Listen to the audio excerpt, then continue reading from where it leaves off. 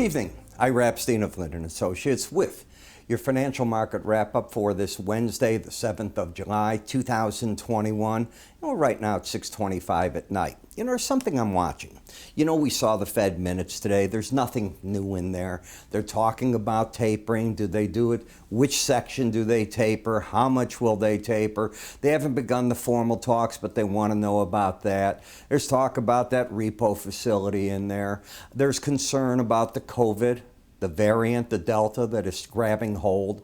There's concern that still that inflation isn't grabbing hold. And what I'm concerned about and have been is you keep breaking, in other words, railing up the futures markets in the bonds and notes, you break real rates.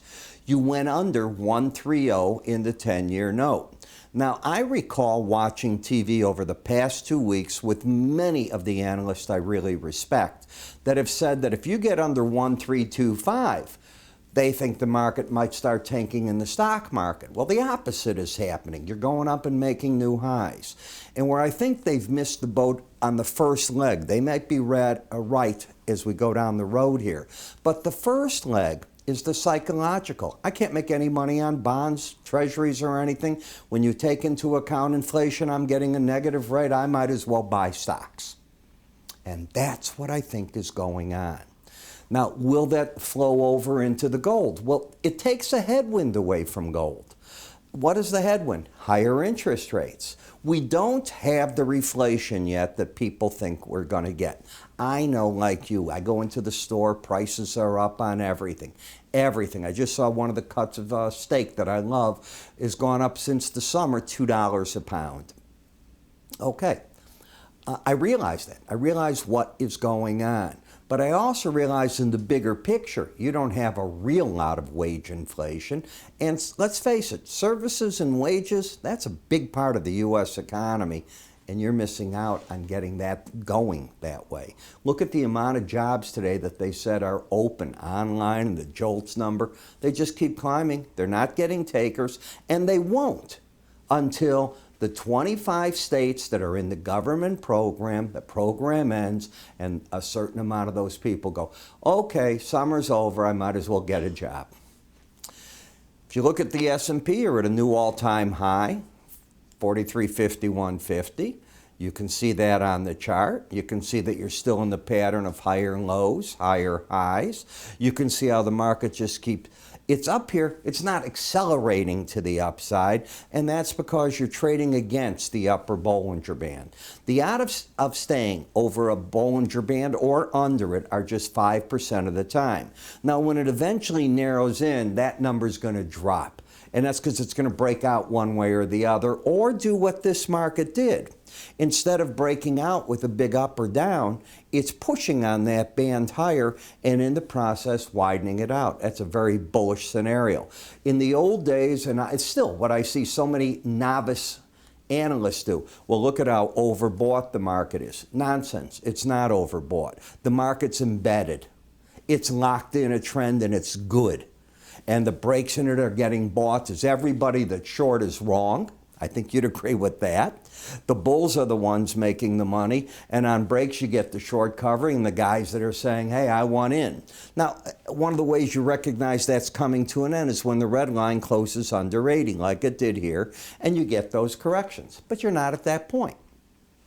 In the NASDAQ, an embedded reading, pushing on the Bollinger Band. Look at how orderly that is. For those of you that are or get my morning subscriber video, we use this area right here, right after the 16th, the Fed, and the market offered an opportunity, and away it went on the upside, and that's what you've done ever since then. The Dow, it's embedding. It's saying, I want to join the party. And what you've got, you can't count tonight's reading, but you can certainly count Wednesday's close. Both numbers over 80, over 80, over 80. So my contention is that if you've taken my enhanced Bollinger Band course, the pros will look to buy the market a certain way. I'm not going to tell you what that way is. Take the course. But the trend is up until the red line closes back under, we'll use the number 79. The bear part of this market is the Russell. It's completely caved in. Look at how these small caps are doing. Now, you want no part of the long side of that market, but I do think that the smart money is covered their shorts.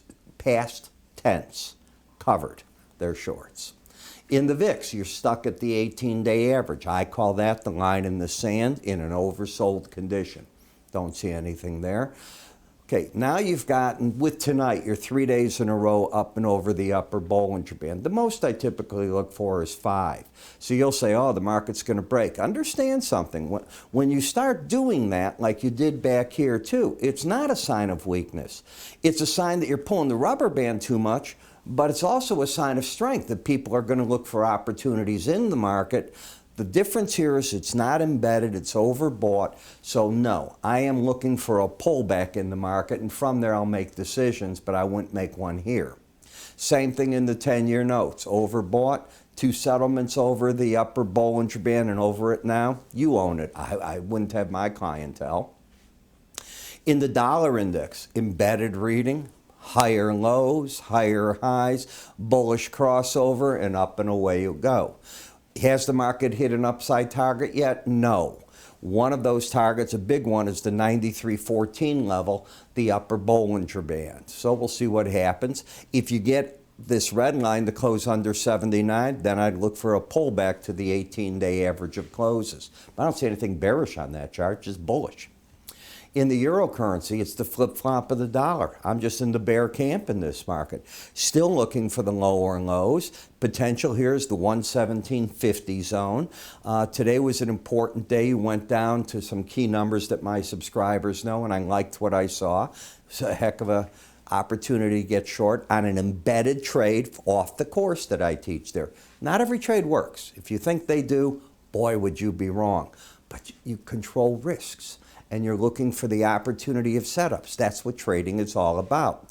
British pound, losing the embedded reading. Now, for those of you that get my morning subscriber video, this morning I said, be careful. This market, while it's embedding, and this is how you closed, when it opened, I said, it takes nothing to lose that reading. Bingo, you're losing it. I wouldn't want any part of the short side of the market down here. Bitcoin, nothing. Higher high, lower low. What do you do with a trade like that? Then we get to the energies, and nobody knows what to do with this. Is OPEC going to come unraveled? Is it going to become a free-for-all? Is it going to be that they say without the UAE, they're going to just do their 400,000 barrel a day increase? If the UAE wants to join in, they're welcome to it. Are they going to say they're not going to produce anything? I think producing nothing more and trying to keep these prices going, that isn't going to work. Do I think that the UAE should get a higher baseline? My own thought is yes, and in my newsletter I've been writing why, covering this, and I think I make a pretty good case for it. We'll see what happens. 204 resistance if the market wants to keep rallying on this, and you stepped out of your uptrend, but you did it here. Here, right where I'm pointing. When you lose an embedded reading like you did here, it can be delayed. But that market was saying the innateness of the market is no longer the bullish case. And it's nothing right here. Same in the August WTI crude. What about gasoline? Back here was where the problem showed up, in my opinion. And in the gasoline, you have in the heating oil, the same thing. So you keep hearing me tell you how many times here, try this morning subscriber video. Let me explain why. I remember when I started in the business and I subscribed to what I thought were the gurus in the market. And some of those guys are still around and I still think they're gurus. They're quite good.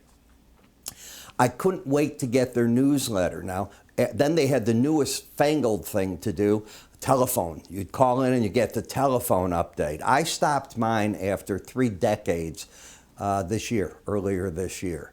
Because I can do so much more in a video, and I want people to see what I'm saying, not hear what I'm saying. And, you know, I have some of the old-timers, Ira, you're taking away product. Actually, I'm adding product because I'm doing 20-minute videos a day for you. And the idea here is like I used to watch. I want to know what they think because I'm looking, let's say, at a stock index. Oh, should I be a buyer here? Let me see that. And I'd hear them talk, but I never saw the chart. Well, now you get to see the chart with me. And that chart to me, as they say, a picture's worth everything. So what I do in the morning videos, I take you into the chart, show you all the studies I use. There are no secrets. Everything I'm doing, I want you to buy, I want you to sell, I want you to do nothing. Here's your objective, here's your stop. Let's see what goes. And I keep up with it over and over. What I'm instilling in you is what I teach in my charting course and my enhanced Bollinger Band. I just keep driving it because that's what trading is about. Repetition to try doing the same disciplined thing. Got it? If it's the wrong thing, you want to get rid of it. Do I think it's wrong? No, I don't. Can anybody in the world guarantee, oh, if you follow me, you're going to make money? No, nobody can. Am I going to lose a lot? No. Am I going to gain a lot? I don't know, maybe, but it's equally balanced, I promise you that. The key isn't how many winning or losing trades. The key is letting a trade run when it's going for you. Let the losses take care of themselves. Does that make sense? Because that's what you're always trying to do. That's all explained in my charting course. You take it from there. I manage no one's money, don't want to. I got me to deal with. But if you're interested to see what I'm telling people to do, just simply go to our website under research, take it from there. I'm Ira Epstein. You have a great day.